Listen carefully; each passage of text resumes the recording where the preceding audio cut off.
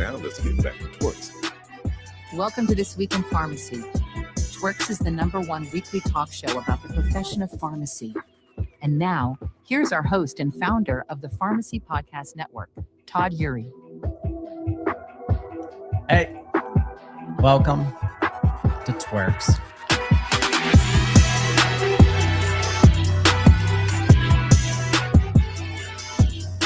We have a huge show today. This is going to be exciting. Have a lot to talk about. I hope you had a great week. I hope you are charged up for a new year. And I know you hear me say this, but I believe that 2026 will be a transformative year for the pharmacy profession. And it's happening from within. It's happening because more pharmacists are getting involved in leadership. And there's some exciting things happening. We have some very interesting allies. And I'd like you to listen to one of those allies. This came out a while ago, but I wasn't privy of it. I want you to listen to this. Good afternoon. I'm James, a dual degree medical student and MBA student at Hopkins. Over the last few months, I've really enjoyed the conversations on LinkedIn between Dr. Bai and Mark, especially around direct primary care and cash pay services in healthcare. I'd be very curious to hear a little bit more about your perspectives on the current barriers to actually implementing more cash pay or pricing transparency for healthcare services. We've talked a lot today about pharmaceuticals, but I'd really like to hear more of your perspective on services. You can go first this time. You know that system better than I do, right? Okay. Look, first, at the risk of annoying you on the physician, this distinction does matter. We employ 10 to 12,000. Then about 88,000 choose to work with us. That's what I was trying to say. Now let's Because get to the people who took the actual job didn't choose to work for you. no. Right? They're contracted with multiple entities. Optum pools and provides them tools. That's what I choose. Do they To actually tell lead, them to do? which I actually they're independent. They choose what they do. So let's answer your question on direct, because I think it's a really interesting one. Look, I think that kind of innovation around sort of cash pay, et cetera, is super interesting. So we work with 100 plus payers at Optum. A number of them are even saying, like, how do I use, and they all have different names, various systems that are both on benefit and off benefit.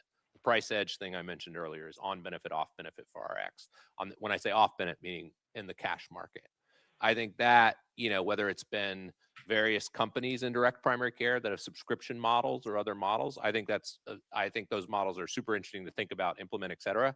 The one caution I'd give us is an equity issue. So, some of those models have served a certain segment of the population that has cash and resources and not other segments. I just think then as a country, from a policy perspective, we have to figure out, how do we address the whole population, not just the population that can afford cash pay. I'd say transparency, real transparency, and simple things. And I'd be curious what you think. Allowing people to go out and get the best price for care and have it automatically count against their deductible. Are you for that?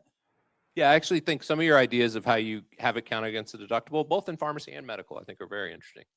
Interesting, or you would be you? I don't run a payer anymore. If I ran a payer, which I don't anymore because it's actually, then yes. Like if you had intervention and I was running a payer and I say, oh, I can put this in and I'm going to count against the deductible, yes, I would do that. But you talk to the guy who does run the payer. I serve 100 payers, of which one is United Healthcare. That is correct. Right. So you talk to the guy in charge of United Healthcare, right? Yeah. And so would you tell him that it's a great idea that everybody who goes out there, and if Cost Plus is cheaper, great. If Optum Rx, one of your pharmacies, is cheaper, no matter what, if you buy it and have a receipt and send it to the payer, to the insurance company, it counts against your deductible. Yeah. Cool. So you're going to tell them that? I do. This is fun for me. I hope it's fun for you. I don't get attacked this much. Not an attack. It's a request to improve the system. Yeah. So yes is the short answer. So if you think about, to be clear though, and I know you're. Can I get invited to that meeting? Sure. No problem. It's an actually interesting thing because people, look, we partner with United Healthcare, but we do partner with 99 plus other payers. Those conversations are pretty similar. People think they are like literally like what happens is not what you might imagine.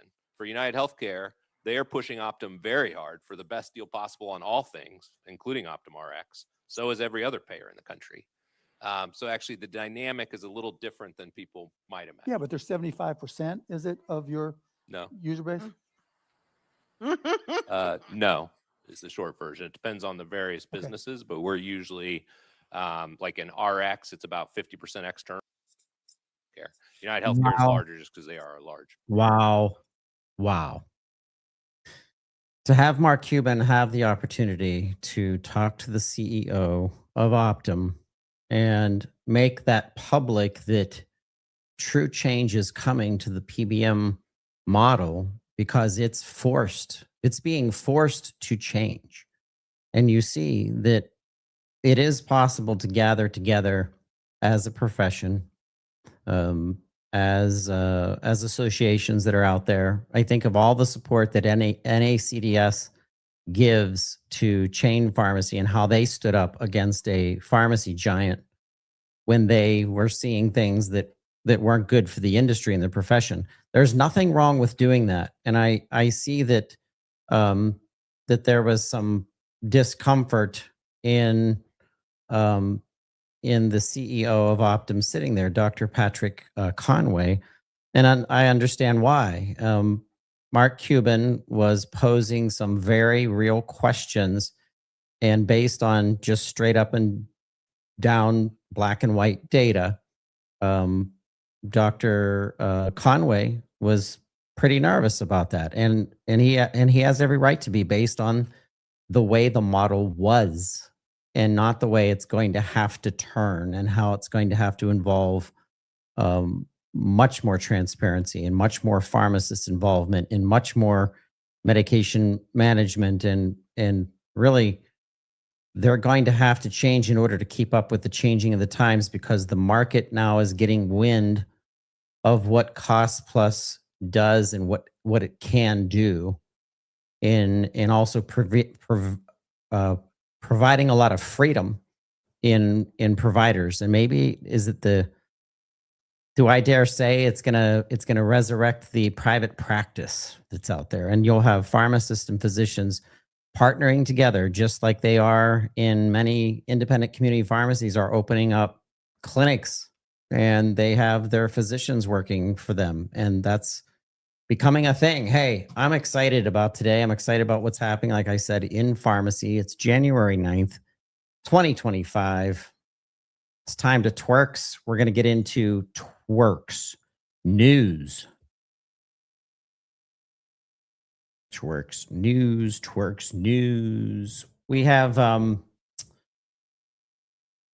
lot going on.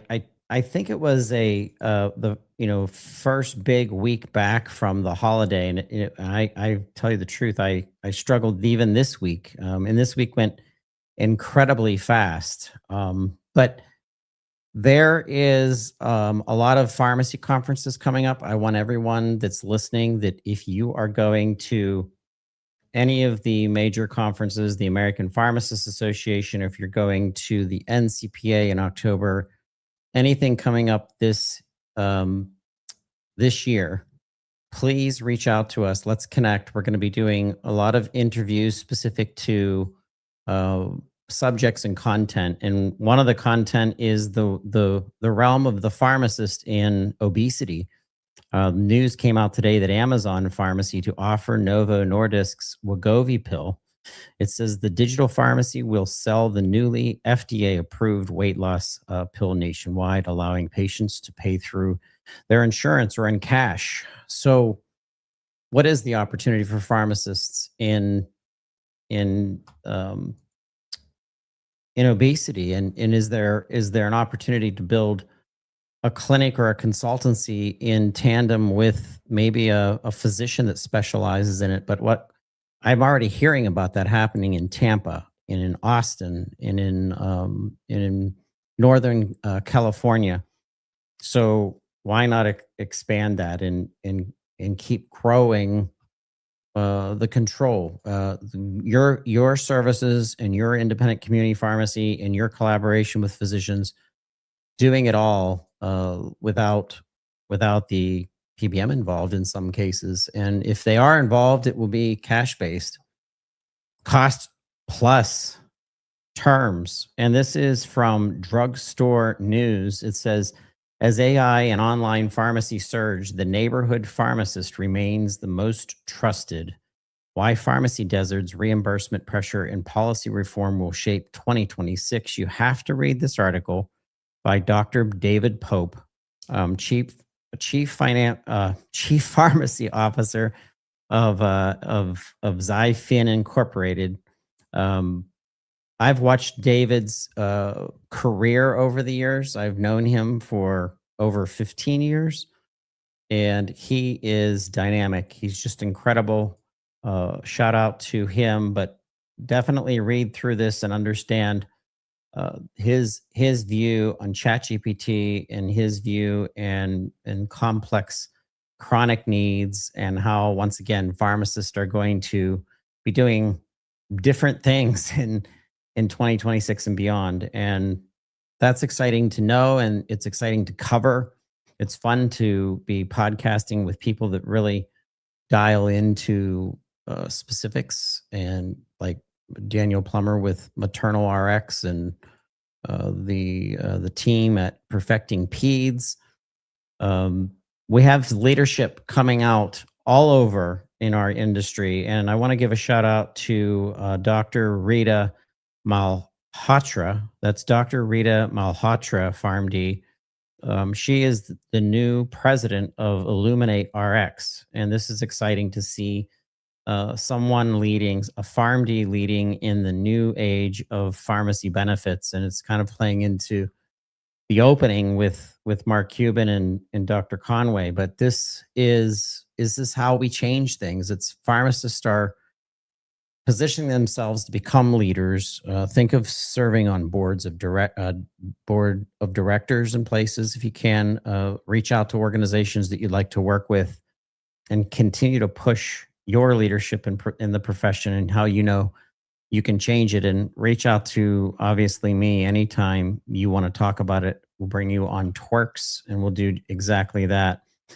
Hey, this kind of last article ties into the rest of today's other articles, and how we're wrapping them together. And this stuff is all coming out just this week, and it's all merging together. That there's now it says a powerful, this comes from healthcaredive.com, and this says powerful PBM lobby names new CEO.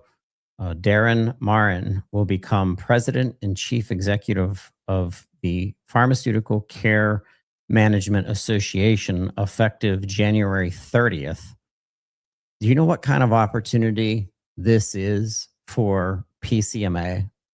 Like, this is an opportunity with a new fresh face of your leadership to transform what PCMA has been doing in the realm of PBMs, not serving all PBMs per se, but really concentrating on the three largest, and doing more cleanup for the stories that have come out from the three largest, and really being able to transform what is the pharmaceutical care realm. What is it? What is the future of it? And to have someone like PCMA help to build that new front through public relations, and through communications, and through being open to talking with organizations like the NCPA, and debates, and get pharmacy owners involved, get our hospital systems involved, directors there,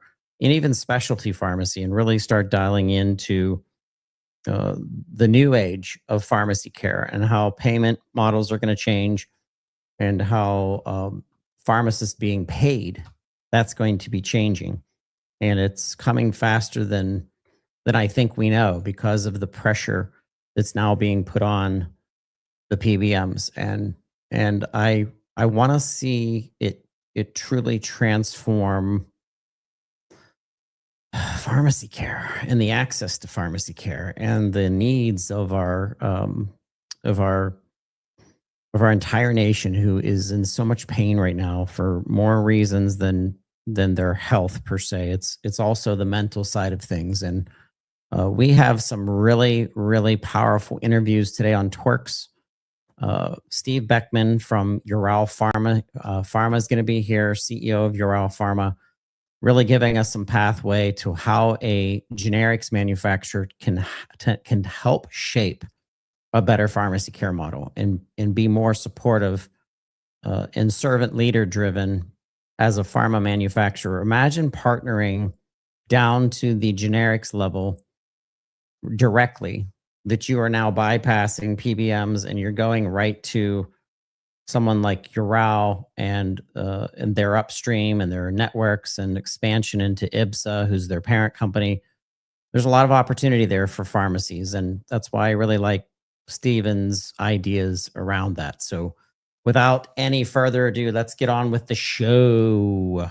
I think I think this is one of the best shows ever because we have such a mixture of intelligence and of reference.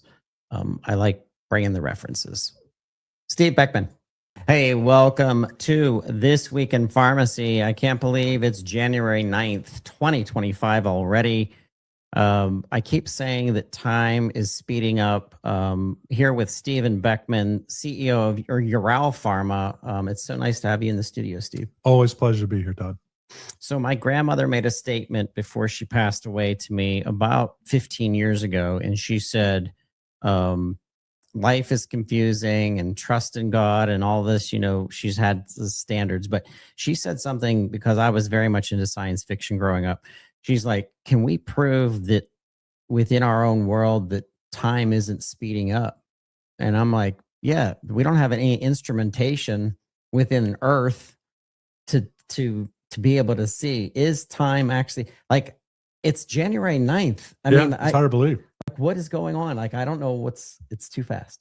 Yeah, I know my grandparents and my folks always said it's just, as you get older, time goes faster, and and it seems to be true because I'm in my 50s now and time seems to be going faster than it did when I was in my 20s. But I think it's just a natural dynamic that as we get older, we have more on our plates, whether it be taking care of our house, our kids, our family, our interests, our jobs. And I always said I was going to slow down as I got older, and now I look at my life and I've actually added more things in, and I literally am managing my life by my days, not by my weeks or my months. So I guess maybe it's just that we don't have it in us to actually truly slow down. You are going to be with us next week in the studio. This is a special live event where we're going to be celebrating the 50 most influential people in the pharmacy profession.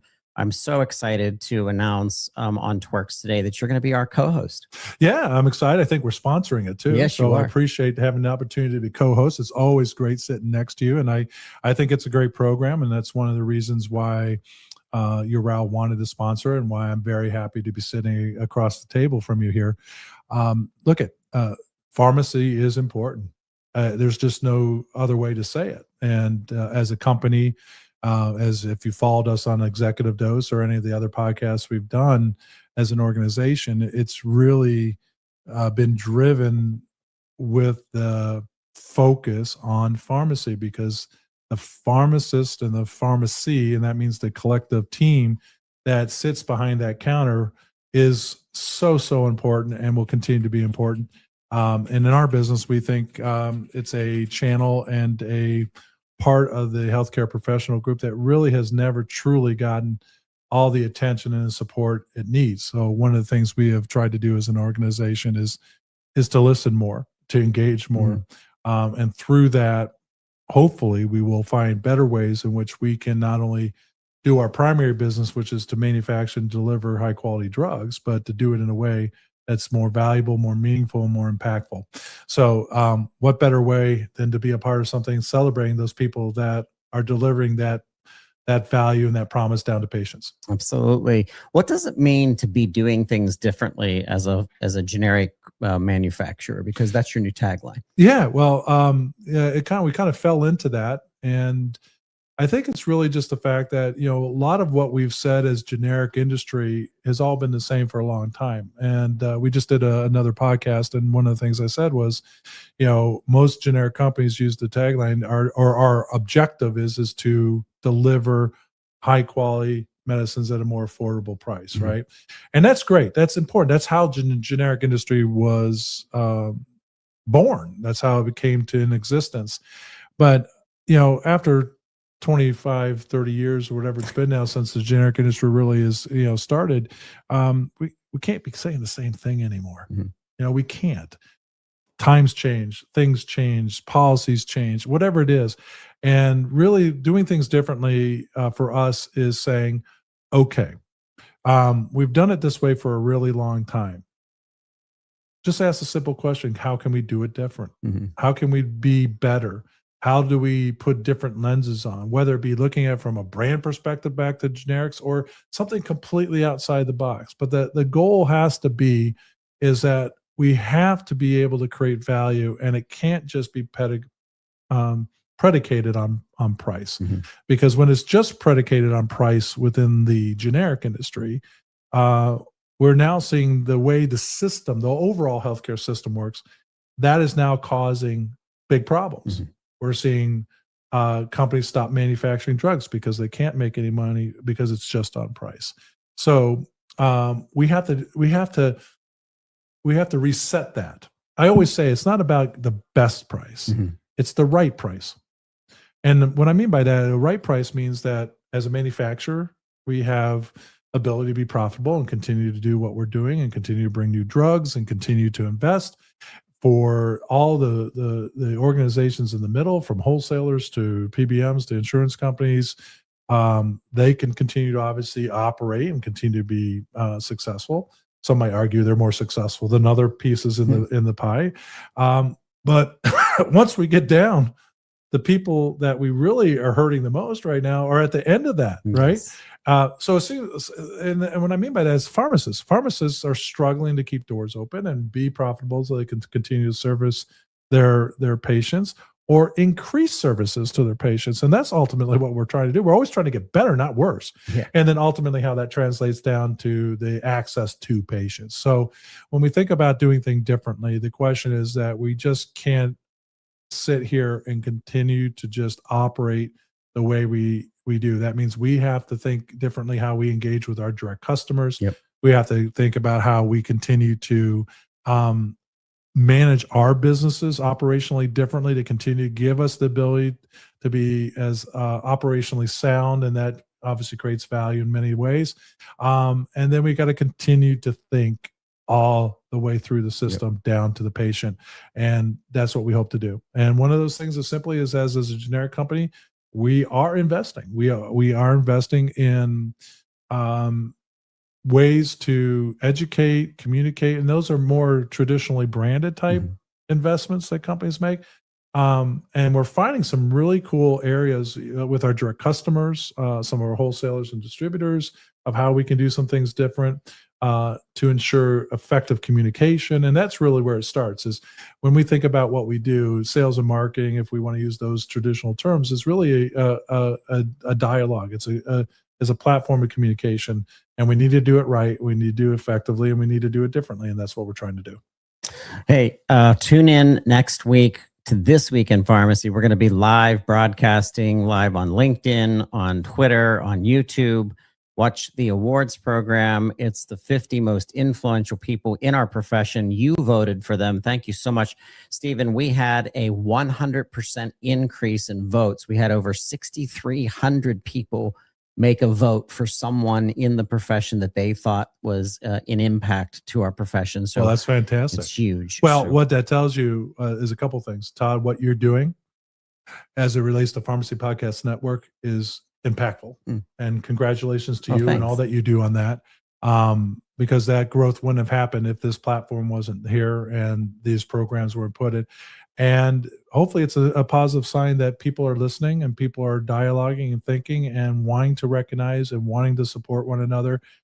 Because if we do that, then the outcomes are likely to be better downstream, and that's what we're all working for. So I'm very excited. I'm very humbled and appreciate you inviting me to be a part of that celebration and honoring those people that have been voted on and are going to be presented those awards. And couldn't think of a better time a better thing to do to spend some of my time than to represent not only YARAL, but quite frankly, hopefully in a certain respect that we're representing the industry. And when I say industry, manufacturers, and as a result of my presence means that manufacturers do understand that we have a role to play to support pharmacy and that we recognize them. Absolutely. All right. We'll talk with you, Stephen, on TWIRx next week. Hold on. We'll be right back with some more TWIRx.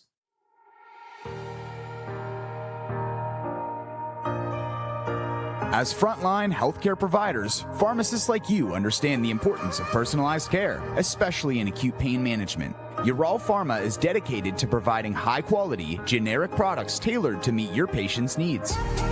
The company aims to serve a diverse range of patient populations, including athletes recovering from intense training, weekend warriors managing minor injuries, and those seeking a practical and mess-free option for acute pain management. Keep YARAL in your toolbox of pain management options and join the ranks of pharmacists leading the way in personalized care. To learn more about YARAL Pharma and its products, including full prescribing information, boxed warnings, and important safety information, visit yaralpharma.com. That's YARAL pharma.com and connect with them on LinkedIn. Hey, welcome back to the Executive Dose. This is special, kicking off 2026 with a very powerful interview. I think of our independent community pharmacies. I think of our hospital systems. I'm thinking of specialty pharmacy, so many things that are changing within the nation. And I think how important it is if you are a pharmacy operator owner to engage and educate and partner with your state representatives. Well, Stephen Beckman, host of the Executive Dose, we are proud to have our own state representative in the studio. State Representative, 51st District in the state of Pennsylvania, Charity Krupa. Charity, this is that you're here. Thank you so much for having me. I'm really, Todd, when I first took office, I've been in now about 3 years, just over 3 years, and I never intended to be on this side of politics. It was an opportunity when the time came that I looked around, and the people that were stepping up to be in this position, most of them were people I knew and I didn't necessarily trust. And I thought, you know what, now's the time to step up. But Todd, what I remember about you is you were one of the very first people who reached out to my office. And I'm not sure if you remember or not, but you came to my office out on 21 and we had a conversation about pharmacy issues. And I really, really appreciate both of your experience and your education, and you're willing to talk about these issues. So thank you so much for having me. I'm excited to be here. Well, Charity, we are very happy to have you. And, I think what's, first of all, is our thanks to you. We always thank our veterans and our first responders, but I think we should always extend it to the people that give of themselves to serve others. And obviously you do that within your role as state representative. So as Todd said, the Executive Dose is really about dialoguing. Taking forward ideas, sharing them, opening the doors, letting people see more of what's happening so that we can find more reasonable and powerful outcomes of change that we want to make. And obviously healthcare, there's a lot of things that are good and there's a lot of things that we probably want to change and make better. So maybe we just start and give the audience a little bit about your passion for this area in healthcare and what you hope to hopefully accomplish in terms of your role as representative. And then we'll talk about a couple specific topics that are near and dear to you. Good, thank you. So just a tiny bit about my background. I am an attorney by trade, farm girl at heart. So my family and I, both my husband and I grew up on farms. We're more hobby farmers now, but we make all our own hay, have beef cattle, have horses, dogs, pigs, pheasants, you name it. And I really believe that we need people in Harrisburg and DC on our school boards, on our local councils that don't necessarily want to be there, but they're there because it often a personal sacrifice because they want to serve the community. So as much as nothing would bring me more pleasure than never leaving the farm. But I think that we need people to step up and one of my goals as state representative, and I represent the 51st House District, which is the southern half of Fayette County, which is very rural. We're underprivileged. And you really have to fight, so to speak, to get your piece of the pie. And sometimes that fight is in Harrisburg, sometimes that fight is locally. But in rural America right now, healthcare is such a hot topic. It is even in your cities and your blighted areas everywhere right now. So I know that we have Uniontown Hospital in my district, which was in the last few years, WVU Medicine has stepped in, and I give WVU Medicine all just so much gratitude that they came in and stepped in. Since they've come in, they've reopened the labor and delivery unit, and that's another hot topic across Pennsylvania right now. So there's certain places in rural Pennsylvania that you can't even deliver a baby in a hospital in your home county, that you have to go out of county to do that. And obviously there's so many issues with that. But I do serve on the health committee in Harrisburg, so a lot of these issues I get an opportunity to do a deep dive in. But my goal is always to be educated 360 degrees around the issue, and healthcare should be a truly bipartisan issue. Couldn't agree with you more. And I think, the supply chain or value chain of healthcare, from manufacturers like myself down through physicians, nurses, physician assistants, all the healthcare workers, down to pharmacy and ultimately patient, has to be improved. We need to do things that are better, and it's going to take the village in this case. It's not going to take any one industry or any one area. And we have a lot of dynamics now, because we do have things that are being influenced at the federal level, but we're also seeing a lot of changes at the state level. And then a lot of the questions from a business like mine is, how are we handling that? How we handle all the changes that the state want, or can, quite frankly, a state start the momentum on something in terms of good change, whether it be PBM reform or other things that we need to address to ultimately serve the patient in a way. Because in the United States of America, no patient should go out without being able to get good health care, as you mentioned. So let's start with a couple of topics that I know you've been involved in. And, this one is obviously an interesting one for a lot of reasons, and that is medical marijuana. And a lot of states have taken charge and have made it available both from medical marijuana as well as recreational. And obviously Pennsylvania is now going through the process there. So why don't we talk a little bit about your thoughts on medical marijuana, where you believe it should be, and how it might or might not help what we're doing, and then the impact that there might be if recreational marijuana is passed in the state. So I am, it is no secret that I am a strong advocate against legalizing recreational marijuana for a host of reasons. And, if you look at studies that have come out of Colorado, Colorado has been the test subject, right, for legalizing recreational marijuana. And there's that you see for every, and in Pennsylvania, Governor Shapiro says, likes to tout that this will be a huge tax revenue increase if we would legalize it and we would tax it. In his budget address in 2025, he included the idea that revenues from marijuana, into his budget, which is just like fairy tale budgeting. You don't include in your budget figures that for something that's currently illegal, both on the state and federal level. But so and out of the studies that have come out of Colorado, for every dollar that it generated in tax revenue, it cost society, I can't remember if it was $4.60 or $4.80 in societal harms, such as everything from traffic accidents, homelessness, truancy issues, addiction issues, obviously. And what people don't realize is the THC that's being manufactured and processed and sold now is not the same marijuana that your grandma was growing in the backyard. I don't think either of my grandmas were growing it, but you guys know what I mean. Yep. So there's this level of toxicity that people don't understand. And there's all these studies about it leading to psychosis and mental health issues and suicide.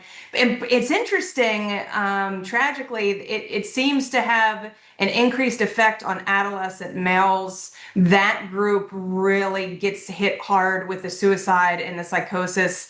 And I firmly believe too that it leads to bad decisions. So that being said, though, I do think that there is a legitimate purpose for medicinal marijuana. And so I've got so many nurses in my immediate family. My mom's a nurse, and I grew up with her. She's done everything. She worked 2 jobs when I was in elementary school to put my dad through law school. So she worked at the trauma unit in Ruby and Morgantown. She worked home health care in a hospice unit. She's working in a nursing home now. My daughter's in her final semester at nursing school at Penn State Fayette. My best friend's a nurse. My sister-in-law's a nurse. So I really appreciate having them behind me. And I remember one of the first times I talked, this has been years ago, before I was even thinking about being in this position, talking to my mom about medical marijuana. And she's worked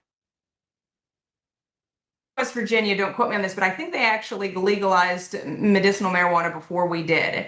And one of the things that she talked about, particularly in the nursing home setting, was when you had patients with dementia or cancer, that, with the dementia patients, it would increase their appetites. With the cancer patients, obviously, in terms of pain control. The one story that I've got 3 children, the story about the child or children that have epilepsy. Those are legitimate reasons why we should be doing this. But what has happened in Pennsylvania is it's become a free-for-all. And even in my private law practice, before stepping into this role, I'd have clients tell me that they would do one telehealth visit, claim that they had some kind of anxiety, and boom, they've got a prescription for medical marijuana. So one thing that I've learned since that's even as a layperson, before stepping into the public role, there were a lot of red flags with that.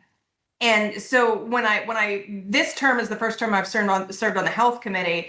And, one of the big concerns, and again, this was bipartisan, people on both sides of the aisle recognize this as an issue, that, and I'm going to pull up, there was a January 2025 Spotlight article that talked about a small number of doctors were approving the medical marijuana cards. And forgive me if I don't want to misquote this. So with that, in terms of whether it's drugs or medical marijuana, and I agree with you, there are legit. My daughter suffers from chronic migraine since she was 6 years old. yeah. I think that's the challenge, is how can we continue to service patients their need, whether it be pain management, legitimate anxiety or mental health, Yes. and things like epilepsy or migraine. But before you go on to that, I wanted to go back to one thing you said, because I didn't want to lose the thought of it. You were making the comment about the governor's budget.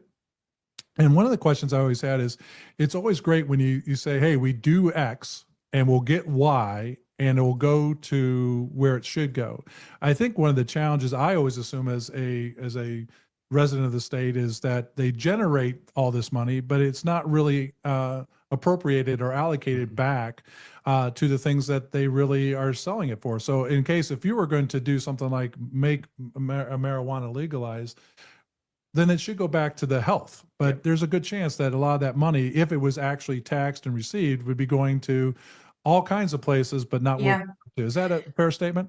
Oh, it absolutely is. And I think it's very telling that in these conversations about legalizing it, part of that tax revenue is always earmarked for a certain amount of societal harms, such as the addiction issues. And so, it amazes me that as the Commonwealth, and I'm an idealist, so I'm always disappointed. I wish I was a realist, but I'm not.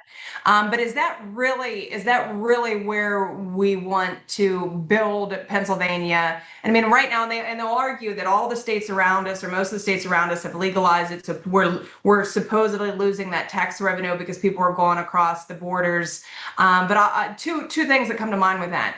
I would love it if Pennsylvania became the place that families wanted to move to as the safe haven, so you can walk up the street with your family and people aren't, visibly high, and that you've got this. And forgive me, and I am sympathetic, and you mentioned your daughter, so I don't mean to stereotype, but I think with broad recreational use, and I hear people talking about certain beaches that they like to go to, that now it's no longer what they perceive as a family-oriented place, because when you're walking up to the boardwalk, the smell of marijuana is so overpowering. And I'll tell you, even right in Uniontown, we've got a medical marijuana facility, the dispensary, and it's just up the road from our election bureau. And it is an overpowering odor that I can't imagine how much worse that would be.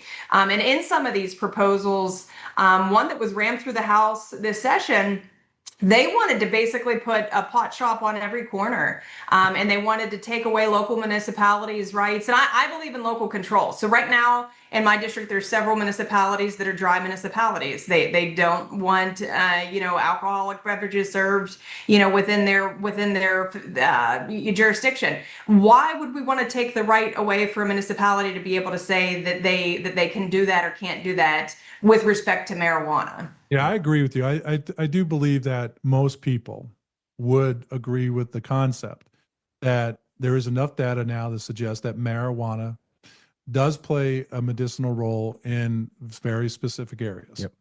So that's channel one. Channel two is the abuse of that to kind of broaden out to less very specific management in healthcare, that people are getting cards, and we should try to control that and reduce that. And then there's recreational. And I think people do see that there's a clear difference between recreational and medicinal marijuana. And we should continue to be able to find ways to manage that more effectively. And Oh, I'm sorry, go ahead. no, go ahead, please. Yeah, well, and back to the Spotlight article, and this was when House Bill 28 came into play, which I'm a co-sponsor on. So with the Spotlight article, and I think there were some other articles around that time, but there were it indicated that there were 1,900 approved practitioners who were eligible or approved to do prescriptions for the medical marijuana.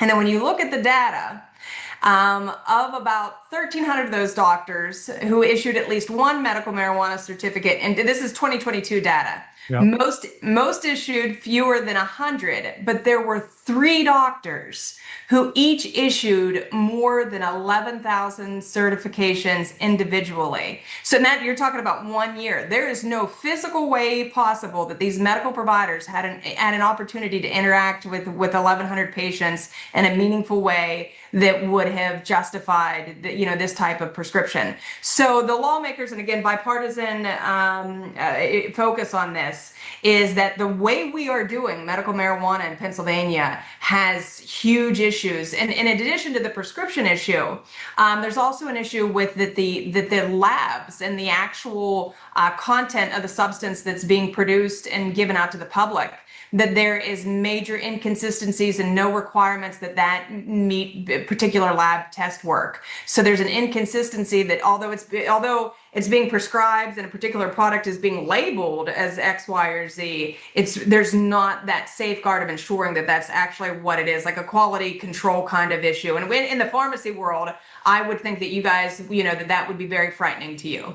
Yeah, I want to make a comment about go ahead. I feel like I'm the Lorax of the trees and I'm the Lorax of the pharmacists. And there's an endocannabinoid system in every single human being, and it plays part in how you react to THC as well as CBD, which is the other side of the cannabis plant. And it's the pharmacist that could dial into how a topical cream or ingesting the vapor or taking in some other, maybe it's a tablet. The administration of cannabis in any of the forms is so tied into the specific disease state, whether that's pain, whether that's mental health, whether that's, like you were saying, Charity, with epilepsy. Mm-hmm. And we're giving these cards out based on the rubber stamp mentality of these physicians who aren't even medication experts. Yes. So if I were ruler of the country, I would say, hey, number one, it should be medicinal only. Number two, it needs to be governed by our pharmacists who understand how is this impacting you based on sugar intake and other medications you're on and other things that you're experiencing. And if we could control it even at the Pennsylvania level where our pharmacists should be leading some of those decisions, then we're truly using it for medicinal and truly using it for health. No, that's a really good point, Todd. It is. Dispensaries are not run by medical professionals, right? They're not. And I think there is a way to control that. And to your point, Charity, we operate in the pharmaceutical world under GMP, good manufacturing practice, and we are held to extremely high standards through the FDA and others to ensure the quality of our product meets the expectations. And I think there are things that we can do. And I think it starts with fixing or continuing to fix and continue to evolve, to your point, to make sure how we are supporting medical marijuana properly.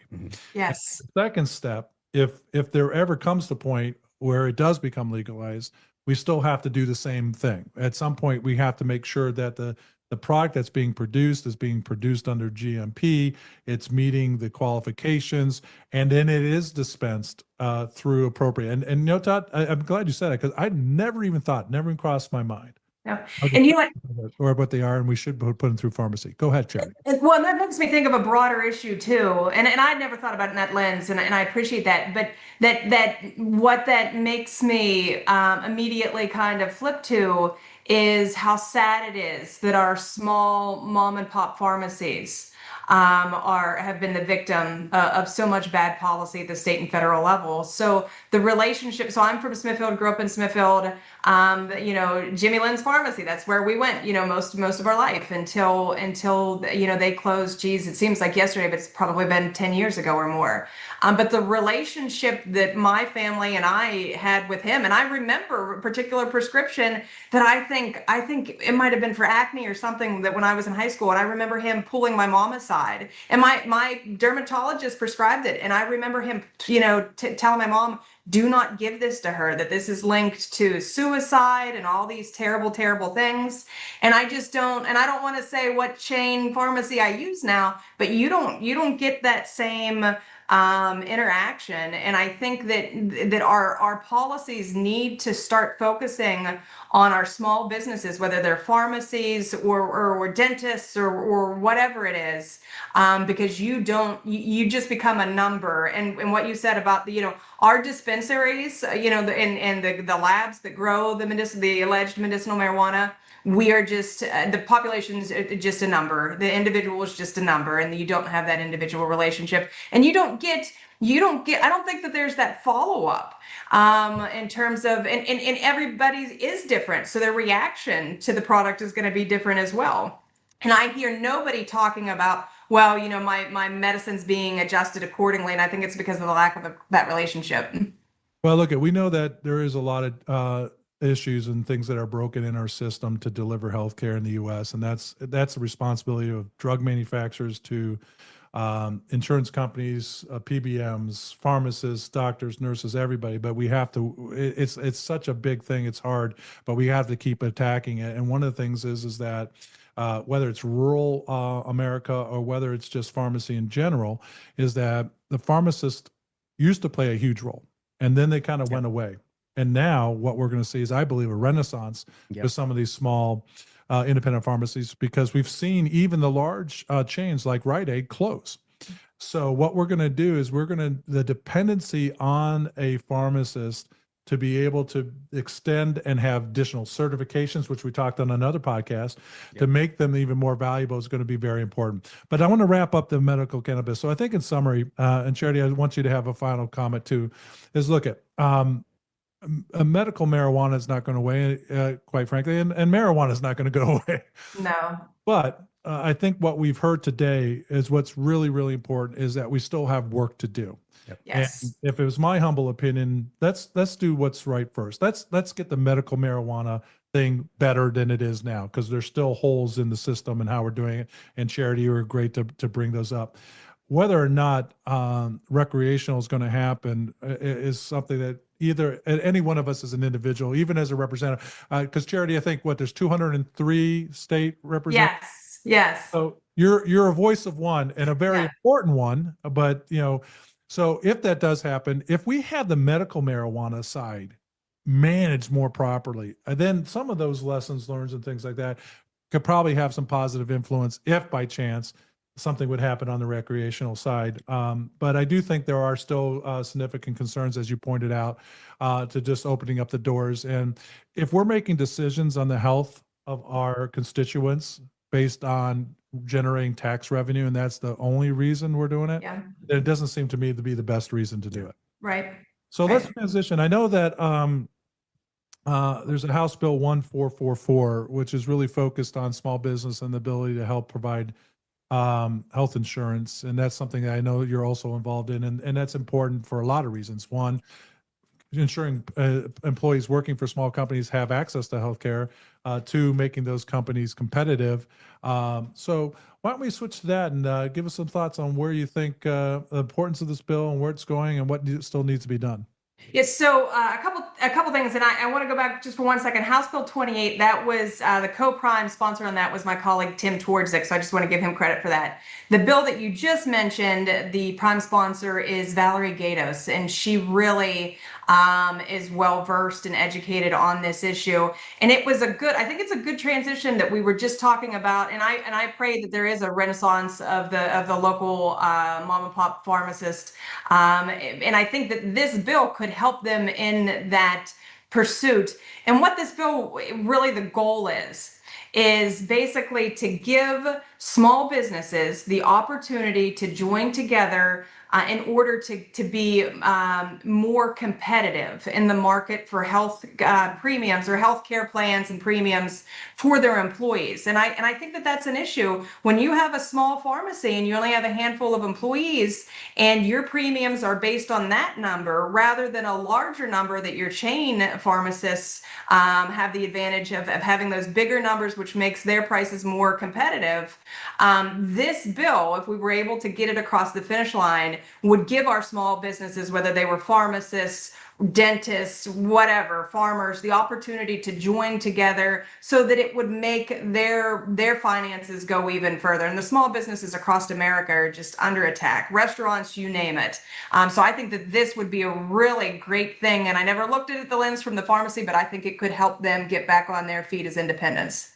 Well, I think again, well said. I mean, when I look at my own career, my own life, I work for a company where I get a salary and I also get benefits, and those benefits are actually very, very valuable. Sometimes it gets lost in the shuffle because when people are looking at jobs, they're looking at what their their annual compensation is, and they lose sight of whatever they might be, educational support, obviously healthcare, and we need to make and that becomes something most people do look at. And I look at it because I know the value of what that is. So that also is a big reason we do it, is because it retains high quality people.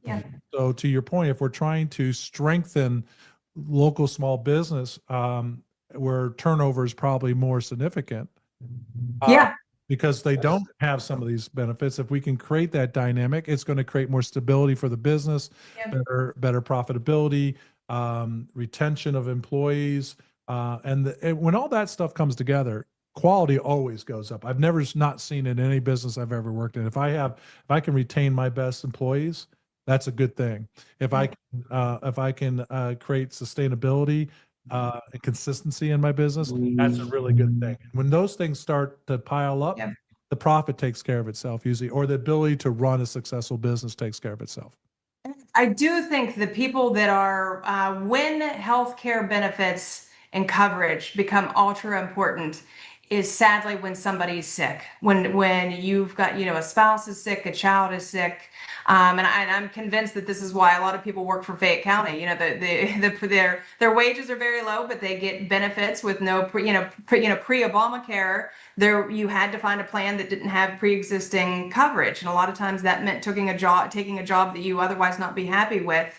But I'll tell you a heartbreaking story I had with a constituent a few weeks ago, and I won't mention any names, but he and his wife have both been successful small business owners.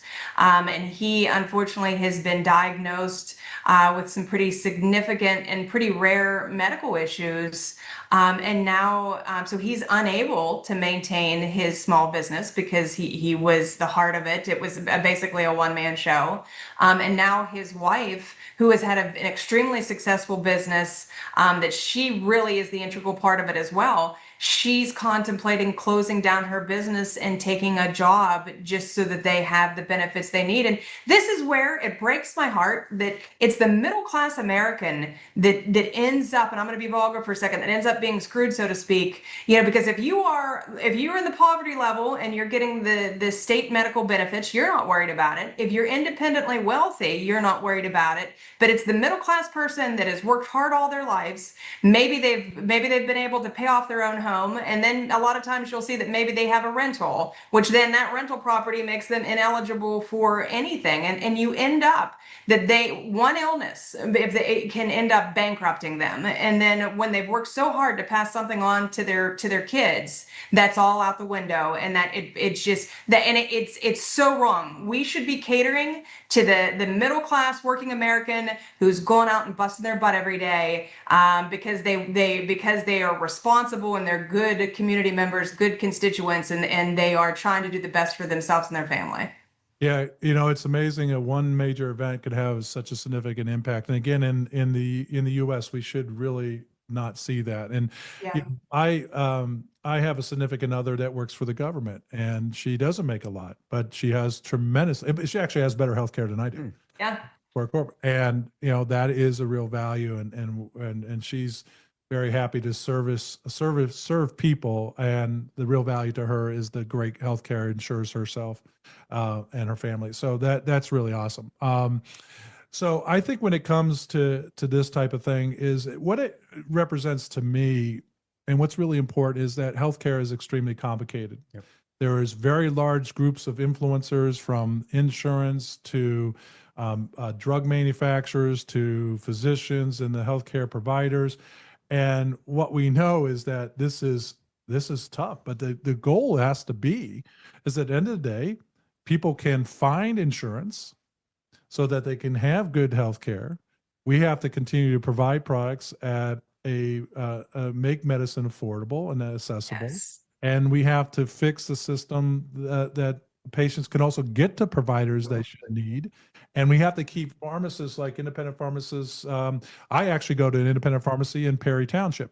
And I switched all my prescriptions from one of the big national chains to them, because when I go in there now, and I've lost sight of that, they say, "Hey, Steve, how you doing?" And you do have a chance. But at the same time, because I'm in the industry I'm in, I asked the owner of the pharmacy, I said, "So how many of your prescriptions that you're filling do you make a profit?"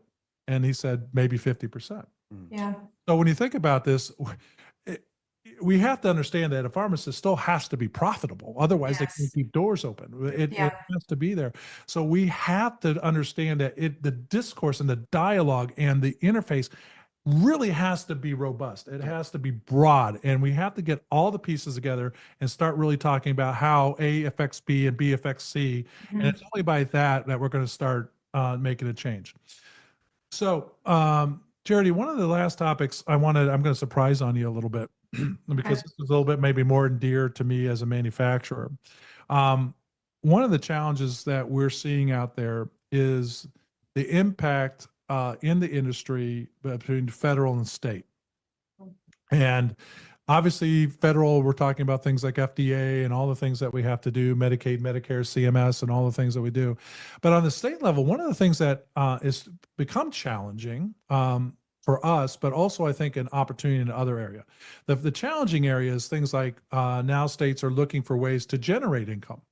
And many of the states around the country, we have to pay state licensing. And now we're paying for Sharps programs, and we're paying for this as a manufacturer. So as a manufacturer, we're starting to get killed by 1,000 cuts. Yeah. And when we're trying to keep costs low, and the system is obviously issues that we're not going to talk about today about the influence of wholesalers and PBMs and how they play a role in this whole process. Is that something that you see the state continue to look at that to generate revenue in absence of not doing marijuana or recreational marijuana? The states are obviously always challenged with budgets. What do you think about things like where the state comes in terms of continuing to layer on these type of costs that does make it difficult for certain businesses, whether it's Yeah. pharmaceutical or other, to actually operate successfully in the state? You know what? So as a fiscally conservative representative, when I came into office, I was approached by a particular group to sign an oath. And I this is the only oath that I've taken because I'm not going to box myself. I make decisions based on what I think is the right thing on the merit of the language of the bill itself. But the oath that I took when I looked at it, it was like, well, I agree with all this anyway, and it basically limited government, not increasing taxes, not increasing fees.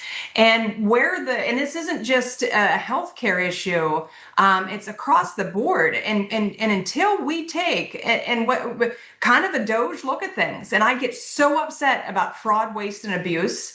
Before we need to take a hard look at how we're spending money and grant programs sometimes, and I've seen this even in my own district. And again, it goes back to the middle class person becomes the victim because you see some welfare fraud and abuse on one end of the spectrum. And as bad as that is, if you're able-bodied and you're cheating the system and you could be out working and you choose not to, as bad as that is, it makes me 100 times angrier to see a rich person or a wealthy individual who gets richer on the taxpayer dime because the government is divvying out money often via some kind of a grant program or a contract. So that type of, that's abuse. When you are, and at the national level, when we were paying for transgender studies in third world countries, why don't they eliminate some of that instead of overburdening our businesses with excessive fines and fees? Now, I can understand having a license fee that may make a particular agency fund itself. But do we not already pay enough taxes? So no, yes, I agree with you. Thank you for bringing that up. And I think this is just one example of where in America and in the Commonwealth of Pennsylvania, we need to tighten our belt and we need to let free market go. And we need to stop putting excessive red tape and fees on our people so that they can go out and flourish. Yeah, I appreciate that position that you have because I think for me, I always said, I have never been overly political in my life, but being around it a lot more, given my who I live with and getting involved with it, I think we all have a responsibility. I've always voted. I've always took that responsibility seriously, but I think we all have a responsibility to continue to engage in our community at some level, and that means you have to be involved in politics a little bit. But I think I always thought that the most important thing, and I think that's what you were saying, Charity, is that get your house in order first and then worry about what else you can do to help. And we'll always help because that's the spirit of America and everything else, whether it's domestically or foreign. And so for me, I think that's what's really important about what you said. Let's make sure the stuff that we've already had in place and the things that we do, let's make sure that's working well and being managed well and effectively, because then you don't have to keep adding on and adding on and adding on and adding on a different thing here, which makes it more difficult, or at minimum, make it more frustrating. Yeah. Now the businesses are trying to determine how they can continue to be successful. But if we can make it more simple, if we can make sure the things that we do have in place that are not going to change, and we know certain things aren't going to change, and we make them right, then you won't have to do all these other things, and it makes the free market, makes the economy work better, makes the access to medicine better. All those things that I do. So I appreciate that really. Your position, I think, is very consistent with what we had hoped, on our side as an industry, is that we can make sure that we can continue to invest in new drugs, invest in new ways to create value around, not just on price, but on the value that we give down to patients. And that's one of the things that we're trying to do at YARAL, is that our new corporate tagline is doing things differently. And as a company, our industry is always just based on, lowest price. Well, we kind of use that up, right? Access to affordable, high quality medicines is the mantra that everybody's used for 25 years. So my question to myself and to my team is, we can't keep using that. So it's beyond that now. Okay, that's like the ticket into the game. So how do we continue to look at ways to improve the way we can help our our role in delivering healthcare in a more positive and more expansive way that actually reaches the patient. So that's one of the things we do. So I'm always here to dialogue with you, and Thank hopefully you. the chance to collectively maybe put our brains together and do some good things. So with this, what I'd like to do is close. Here's an opportunity just for you to share with the community any final thoughts you want. It has been an amazing opportunity to talk to you. I hope that we will schedule this again Yes. and That'd be continue great. to discuss these topics. But I want to give you the floor and let you have a chance to say what you would like to finish this podcast on. Direction that you're not anticipating. And I find myself saying this anytime I get to talk to a crowd. I think for generations, Americans have had the benefit of sitting back and trusting their elected leaders and what was going on at the different levels of government. Yeah, it ran the way it was supposed to. And right now, whether it's, everything from our local townships and municipalities, our school boards, our water authorities, county level government, state, federal, it seems to be dysfunctional. And I think going back to for generations, people could turn a blind eye and maybe didn't think about it. I was one of those people until about 10 years ago when I decided to run for office. I lost, but God works in mysterious ways because it opened my eyes to politics. So my call to action, if whether whether it's either of you or whether it is somebody listening at home, I've met some people in Harrisburg that are absolutely genius. I've met some elected officials that I would not trust to babysit my cows.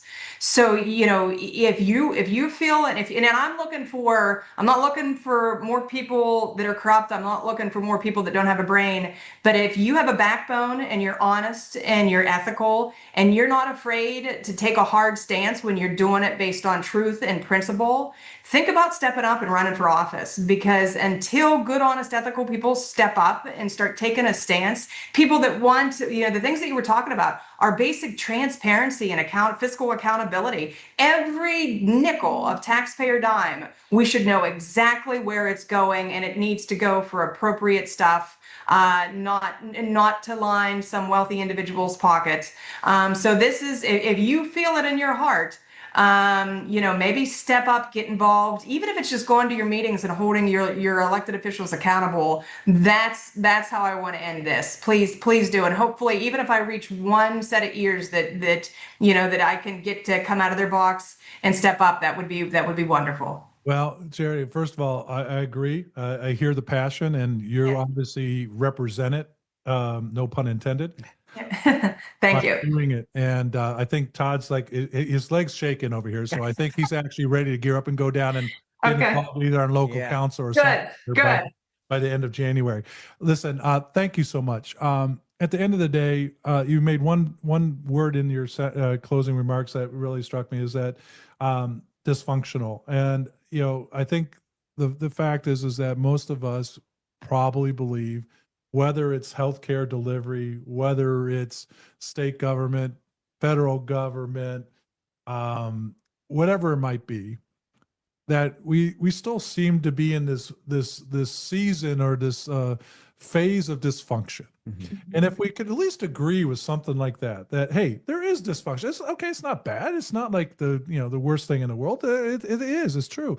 But then to your point, okay, if we all accept that there's dysfunction, let's all put a little effort into to start removing that dysfunction, and we'll be pretty damn impressed, excuse my language, in 2 years, 3 years, 4 years, that we can overcome dysfunction. Because I do believe that, the U.S. represents a lot of really good things, and we still feel that we're the greatest country in the world, but there's probably argument to suggest that we're not the greatest country in certain things, and maybe just fixing dysfunction, something as simple and common and can make a huge difference. So thank you for all that you do for your community and your constituents. Thank you for stepping up and walking the walk, or walking the talk.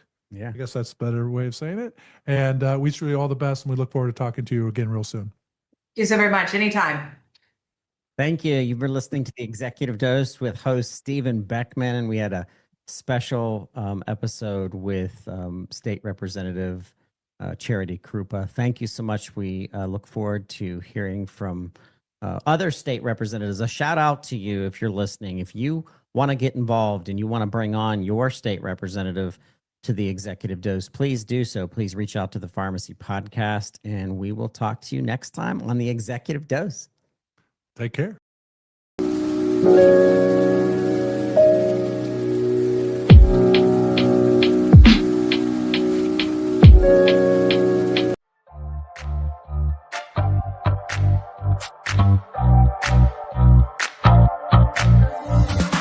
This episode is sponsored by Independent Pharmacy Cooperative, widely known as IPC. Established in 1983, IPC is the nation's largest group purchasing organization owned by independent pharmacy.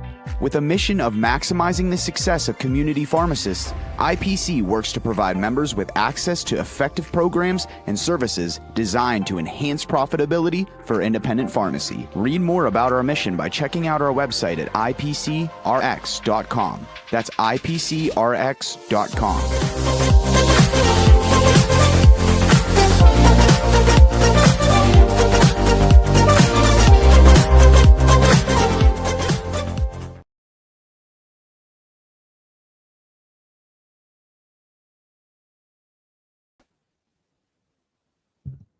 Hey, welcome back to This Week in Pharmacy. I hope you had a good week. I hope that this is like the first real week back for me from the holidays. It's always a rough week. And I've tortured myself and my family by getting not one new puppy, but two new puppies. And they're corgis, and they're added to our family of two existing corgis.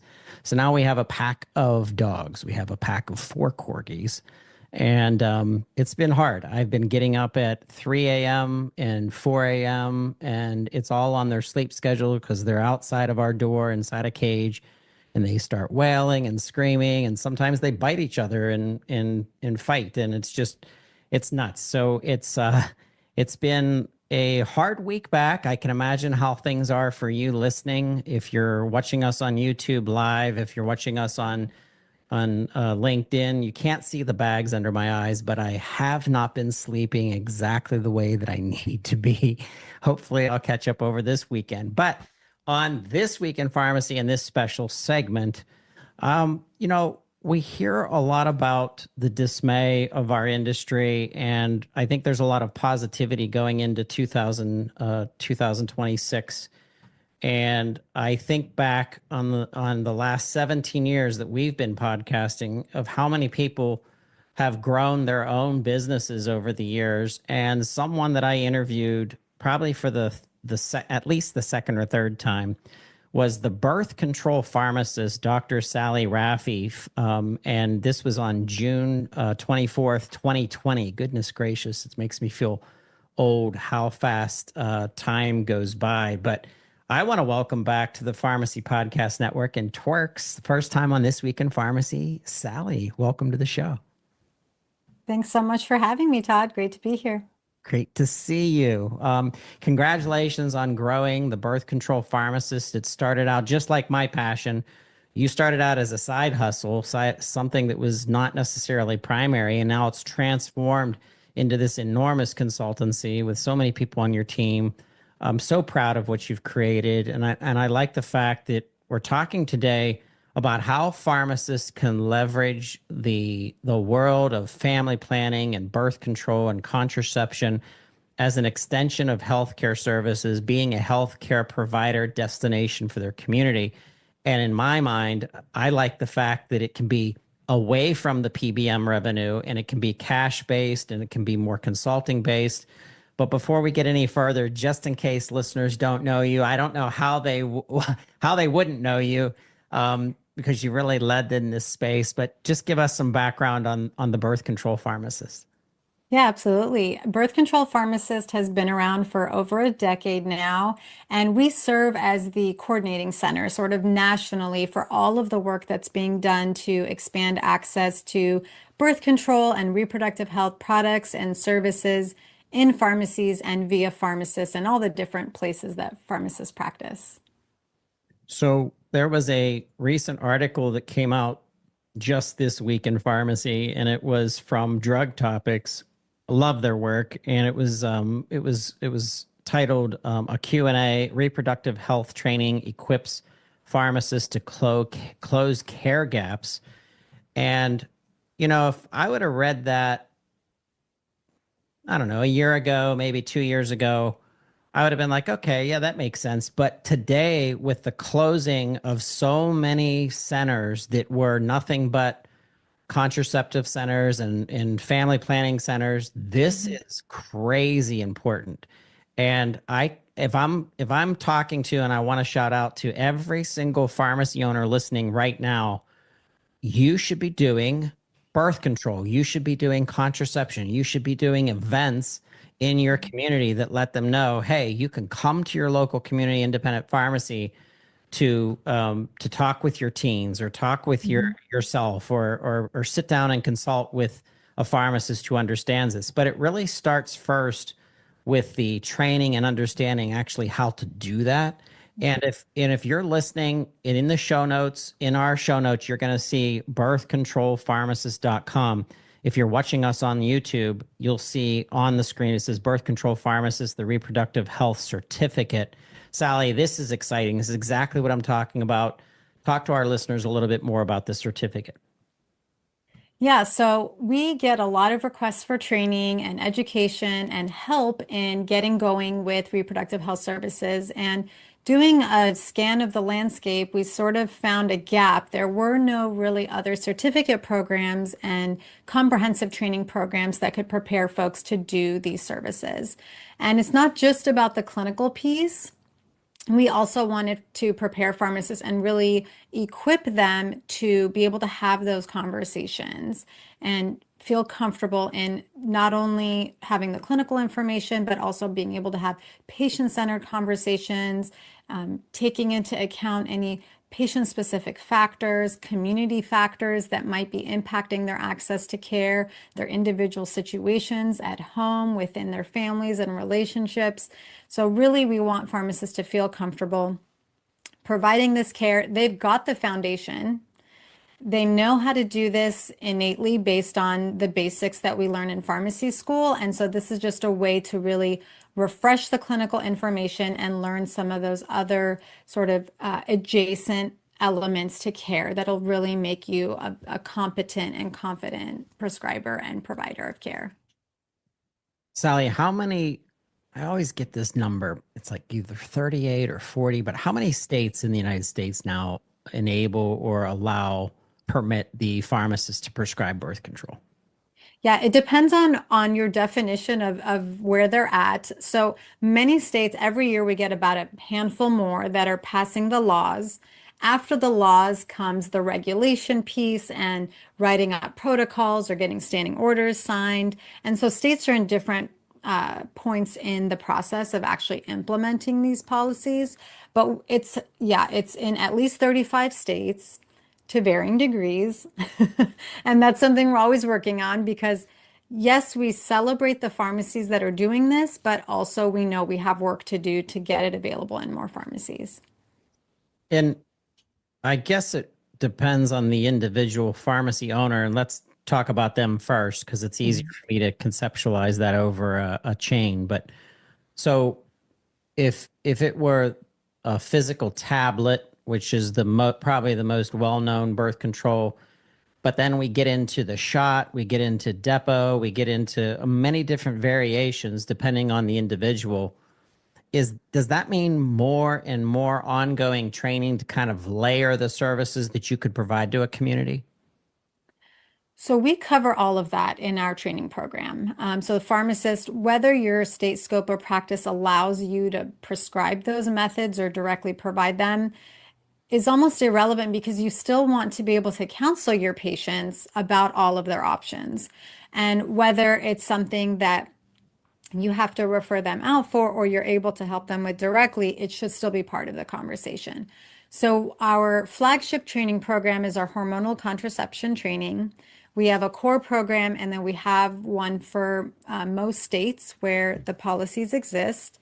And that gives folks all the information they need, from the protocol or policy that's in their state, how to do the screening for patients, how to determine their eligibility, how to do the counseling for all the different methods, help them pick the method they want to use, and then all of the procedures if it requires notification to the patient's PCP or any other kind of restrictions on reporting or which methods or for how many months. All of that is covered in the training program.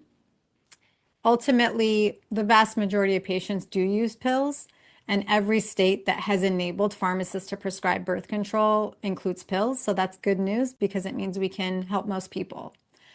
Now, it's best practice to allow all the methods to be prescribed by the pharmacist. So patches, rings, the depot injection, and even non-hormonal methods. There are diaphragms and cervical caps and the vaginal gel. We want pharmacists to be able to do all of that. And more states are, whether they use a standard of care approach or whether they actually specifically itemize those different methods. If I'm a pharmacy owner, I'm listening to this, I'm like, okay, I'm interested, I want to do something. Could you share some metrics from a perspective of time? So for example, I think of our busier pharmacies, 300, 500, maybe 800 prescriptions a day. That's a lot of work. There's people coming and going. However, if you had a pharmacist on staff, a tertiary pharmacist on staff that was doing more of the consulting, the medication reviews, the pharmacogenomics, and kind of like the services aspect, that's where that pharmacist could really become the contraception and birth control expert and then market that throughout the community and let them know that this person's doing it.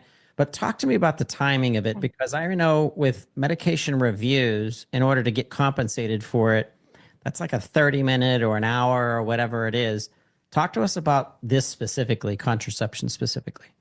Yeah, you bring up a good point about what is the right model in the pharmacy. Is it a second pharmacist who does more clinical services? And there's no right answer for that. It depends on the pharmacy. It depends on their resources. It depends on their community. So there's lots of different ways of doing this. And you don't have to be an expert in birth control to provide birth control. The majority of patients coming in for this are just going to want to refill what they're already on. It ends up being a very quick visit, sometimes 5 minutes. And there's no minimum time requirement for the visit. So you don't have to spend 30 minutes to meet some metric. You just help the patient with what they need, meet your state's requirements, and you're done. Now, I get creative in my mind and my thinking. If the patient is on maybe multiple medications, it could give you an opportunity to add in a med review so that you could get compensated for that, and then tie in birth control as kind of an all-encompassing, and then advertise that to the public to say, because that's just the thing, Sally, you know better than I do that people don't know that pharmacists can do this. People don't know that pharmacists can do so many things that pharmacists can do. So where would a pharmacy get started? As a matter of fact, I'd want them to take this reproductive health certificate course just to get a refresher on it. It's 20 hours. It's accredited. It's actually it also mentions the California Pharmacists Association, but that's not limited. It's any of the states that are open to this, right? That's right. Yeah, anybody from any state can take it. We developed it in partnership with the California Pharmacists Association. And pharmacists in any state can benefit from this, whether you have the direct prescribing authority enabled or not. And we're not just talking about contraception in this certificate program. We're also talking about STI, pre and post, treatment, as well as prevention. We're talking about HIV, pre and post exposure prophylaxis, talking about different services that you can bundle. That might include vaccinations. It might include tobacco cessation. Patients, of course, don't have needs in a silo, and we encourage pharmacies to engage in all the opportunities that present and get as many services and interventions taking care for that patient as possible.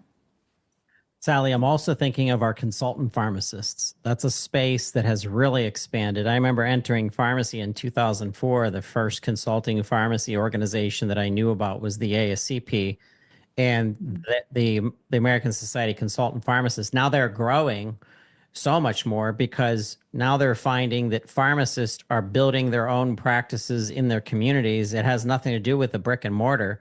So talk to me a little bit about the consultant pharmacist adding this into their regimen and their offerings. Yeah, I think that the possibilities are there. They have to look at their own state scope of practice, of course, but the opportunities are there. Many states have enabled at least some of these services, and there are a lot of billing opportunities if folks want to explore third-party billing. But the patient demand is there to look at the last 10 years of this service being provided, especially with birth control. It's been primarily cash pay. I mean, patients are willing to pay for the convenience, the expertise that pharmacists provide.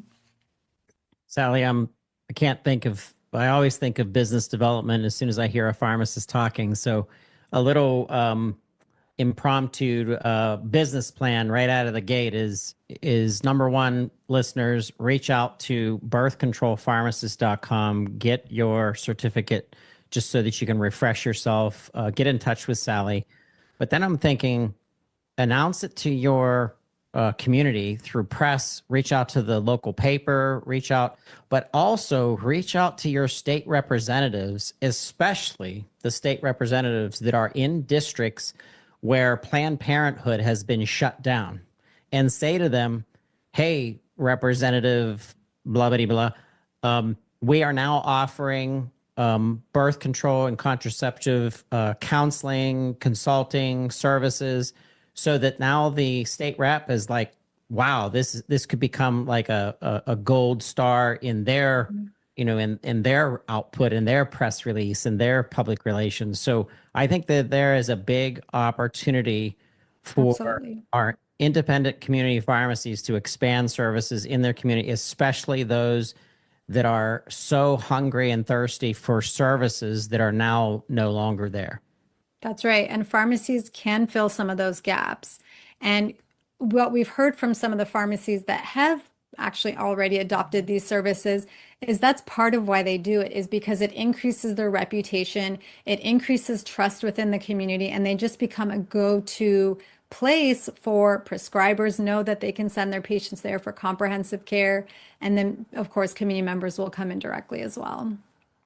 So what else is the birth control pharmacist doing in support of pharmacists and our independent community pharmacy? And then talk to me about other sectors. Are you working with health systems? Are you working with health and human service areas or clinics? Or talk to me about other things that you guys are doing.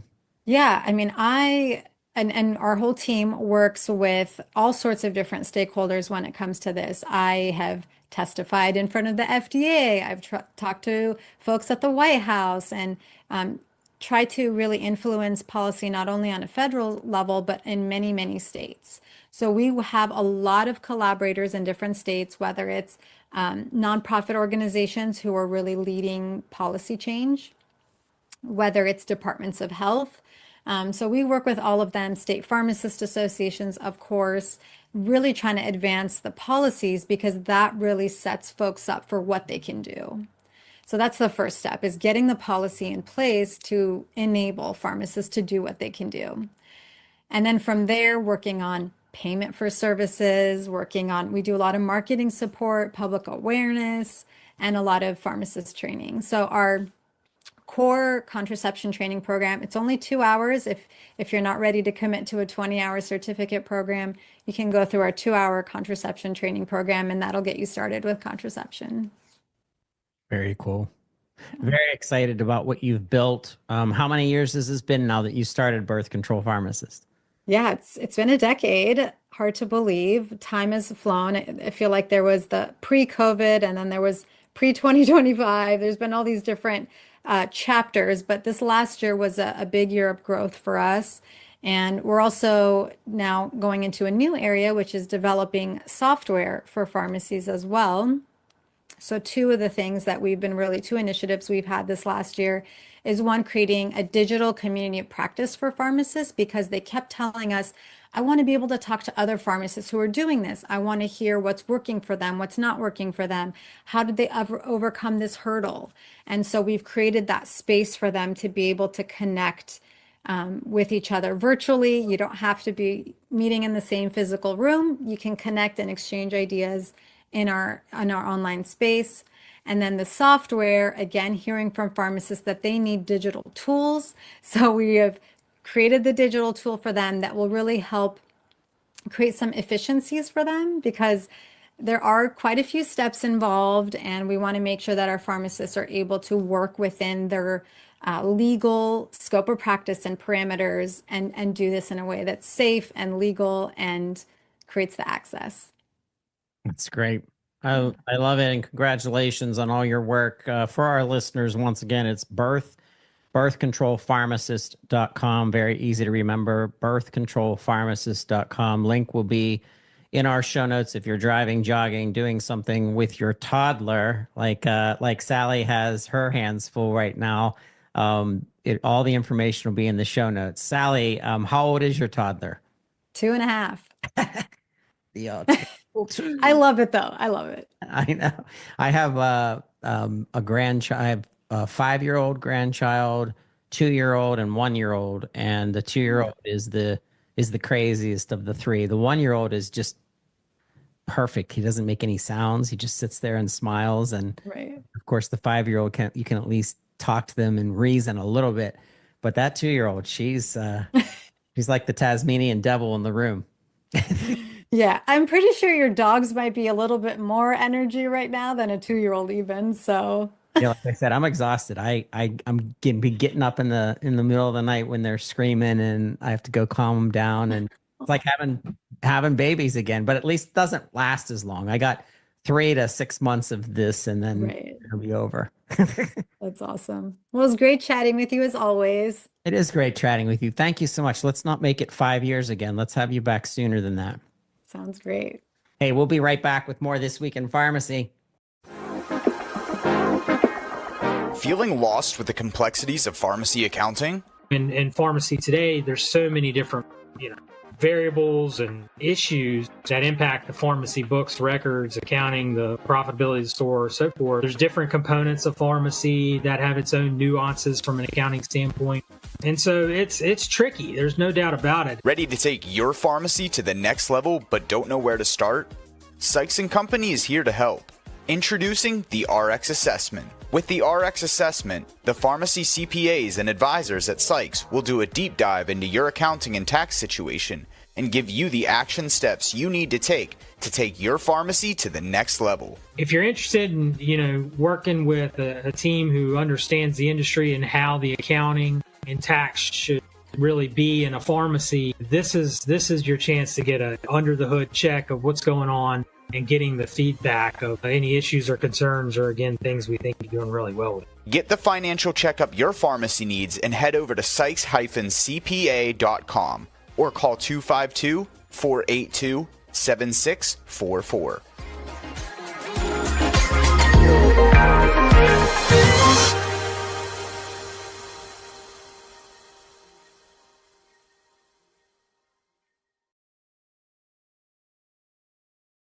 Great. TWIRx, thank you so much for tuning in on your end of the week. Like I said, I hope it was a good week. Hope it wasn't too stressful. Hope you are doing well. If there's anything that this organization can do for you, if you want a public relations agency style group of people who are dedicated to their clients and growing not only your business, but I'm talking to the individuals out there. I'm talking about you, the consultant pharmacist. I mentioned building your consultancy for birth control and contraception and family planning in your community. That is real, and it's happening right now. And there are systems out there that you can implement.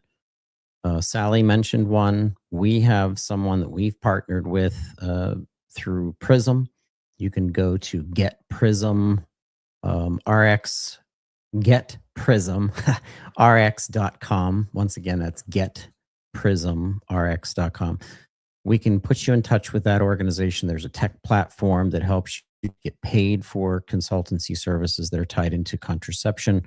But then we're also going to be working then that same platform in building revenues for diabetes, I think hypertension and some other chronic conditions. But hey, there is ways to make money. There's ways to make side hustle money. There's ways to make direct consultant money. I'm talking to you, independent community pharmacy owners. I'm talking to you, consultant pharmacists that are out there. There's a lot going on. 2026. Don't let this be a year of the same. Let's change some things in 2026. Let's start with you. Let's start with your business. And I'm excited. So reach out to me and let's work together, RX. Like I always say, together, RX. It's a hashtag. It's a way of thinking. But I'm here. I want to build business with you. I want to do things with you. I want to see our profession excel. That's it for TWIRx. We'll see you next week. Hey, do not miss the Pharmacy 50 next week. This is going to be the biggest show of the year for us.